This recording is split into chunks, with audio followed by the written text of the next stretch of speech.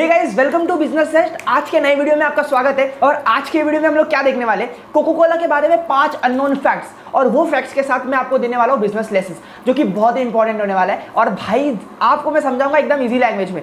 सो चलो वीडियो को स्टार्ट करते हैं। उसके पहले इंट्रोडक्शन ले लो। Hey guys, myself Kiran Yadav, youngest entrepreneurial speaker, your friend, signing in business सेस्ट।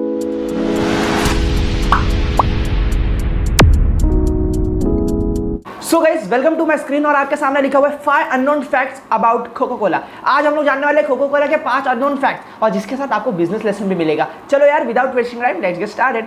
तो देखो, फैक्ट नंबर 1 है कि कोको कोला का नाम कहाँ से आया। देखो, कोको करके एक प्लांट था और कोला करके एक नट था, तो इन दोनों के कॉम्बिनेशन से लोग ने कोको कोला का नाम डिराइव किया। अभी ये बकचोदी है। तो अब बात आता है कि हम ये फालतू फैक्ट से क्या सीख सकते हैं। देखो, फालतू ये जो फैक्ट है ना, इससे हम लोग सीख सकते हैं कि ब्रांड का नेम कैसे रखते हैं। देखो, मैंने बहुत सारे बिजनेसेस को देखा है, उन लोग ना कुछ अपना अलग ही नाम रख देते हैं यार। वेरेक्स रख दिया, फिर किसी ने कुछ अलग ही रख दिया, खतरनाक नाम रख देते। ये लोग तो एनिमे का नाम रख देते हैं यार कुछ लोग। तो भाई ऐसा नहीं होता है। ब्रांड का नाम आप वो डिसाइड करो जो कि आपका प्रोडक्ट या सर्विस कन्वे करता हो। आपका जो प्रोडक्ट या सर्विस जो भी आप बेचते हो या बनाते हो, वो कन्वे करना चाहिए। तो ऐसा लगेगा कि हाँ, ये ब्रांड है, ये बेचता है, तो उस हिसाब से कुछ बनाना, समझे।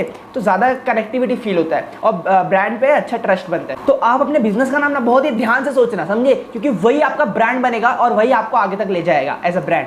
ओके, तो फैक्ट नंबर 2 पे बढ़ते हैं। फैक्ट नंबर 2 है वो है Coca Cola to taste best at certain temperature 1 to 30 degree Celsius. Coca Cola जब ये आप पियोगे तो उसमें से बेस्ट टेस्ट अगर आपको चाहिए कि यार कोको कोला का रियल टेस्ट चाहिए, तो आपको अपने कोको कोला को इसके बीच में रखना पड़ेगा 1 डिग्री सेल्सियस से 3.3 डिग्री सेल्सियस, मतलब ठंडा रखना पड़ेगा इन शॉर्ट। ओके, तो अच्छा टेस्ट आएगा। वैसे भी आजकल चिल्ड लोग सब लोग पीते हैं, गर्म कोई नहीं पीता है, ठंडे को ठंडा रखना पड़ेगा। तो ये फैक्ट नंबर 2 से हम लोग को ज़्यादा कुछ नहीं सीखने मिलता है। बस ये पता रहना चाहिए कि आपको अपने प्रोडक्ट के बारे में सब कुछ पता होना चाहिए कि कब मेरा प्रोडक्ट बेस्ट परफॉर्म करेगा, कब मेरा प्रोडक्ट वर्स्ट परफॉर्म करेगा, और ये सब आप कस्टमर को बता दो। तो ये हम लोग को सीखने मिलता है फैक्ट नंबर 2 से। अब बढ़ते फैक्ट नंबर 3 के ऊपर। वो है Coca Cola was the first Olympic sponsor. आजकल बहुत ओलंपिक आता है ना, ये वाला ऑडी के साइन का ऑडी के साइन के जैसा कुछ रहता है, ऐसा कुछ वो क्या रहता है, रियो डी जेनेरियो पे होता है वो सब ओलंपिक। तो वो ओलंपिक का सबसे पहला स्पॉन्सर ये था, कोको कोला।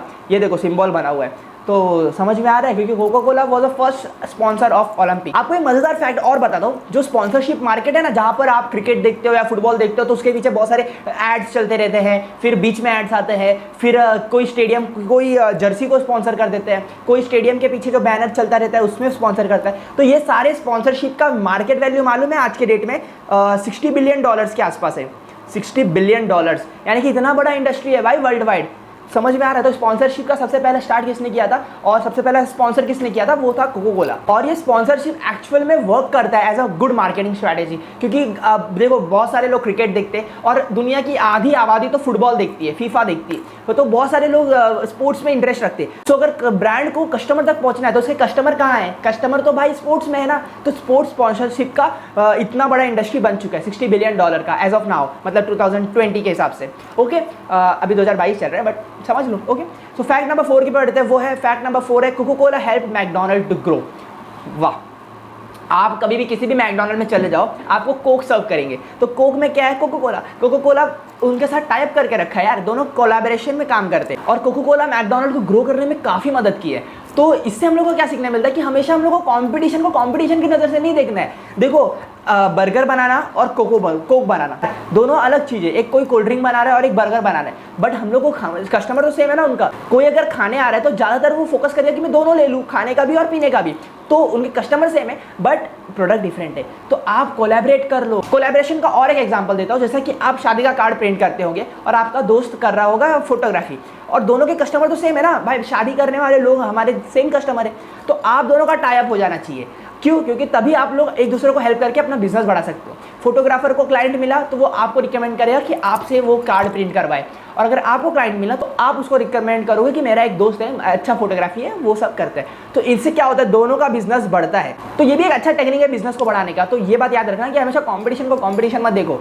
आप ये ढूंढने की कोशिश करो कि मैं कहाँ कोलैबोरेट कर सकता हूँ, कहाँ इसका और मेरा जम सकता है, हम दोनों फायदा उठा सकते हैं। ओके, सो हम लोगों ने फैक्ट नंबर 4 से बहुत कुछ सीखा। फैक्ट नंबर 5 के ऊपर बढ़ते हैं, वो है Coca Cola invented the coupon concept. देखो, कोको कोला एक पहली कंपनी थी जिसने कूपन कॉन्सेप्ट इन्वेंट किया। आजकल आप लोग वो देखे होंगे ना कि आप कोई कुकू एफएम को प्रमोट कर रहा है, कोई किसको प्रमोट कर रहा है और उसके साथ अपना कूपन कोड चिपका रहा है। तो जो कूपन कोड का है ना सिस्टम, ये कोको कोला ने स्टार्ट किया था, वो भी 19वीं सेंचुरी में। और ये देख लो भाई, पहला कूपन कोड ऐसा दिखता था, the card entitles you to 1 glass of Coca Cola वगैरह।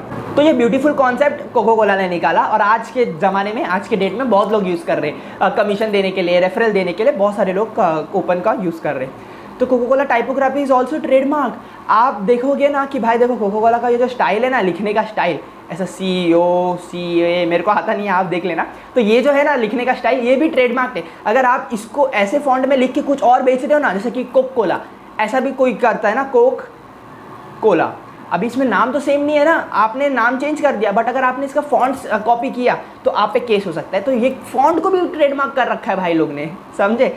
तो इतना खतरनाक है। Coca Cola is everywhere except North Korea, ये भी एक फन फैक्ट है। नॉर्थ कोरिया में भाई कुछ चलता भी है कि नहीं पता नहीं मुझे, उधर के लोग भाई दहशत में जी रहे, उधर का प्रेसिडेंट वगैरह खतरनाक है, कुछ भी हमेशा सीधा शूट आउट कर सकते हैं। तो चलो यार, हम लोग अच्छा हुआ इंडिया में। और ठीक है गाइस, इस वीडियो के लिए बस इतना ही। आपने जाना फैक्ट्स अबाउट कोको कोला और कुछ अच्छे बिजनेस लेसन भी मिले आपको। तो चलो मिलते हैं नई वीडियो में एक नए टॉपिक के साथ, तब तक के लिए बाय। माय सेल्फ विराम यादव, साइनिंग ऑफ बिजनेस सेस्ट।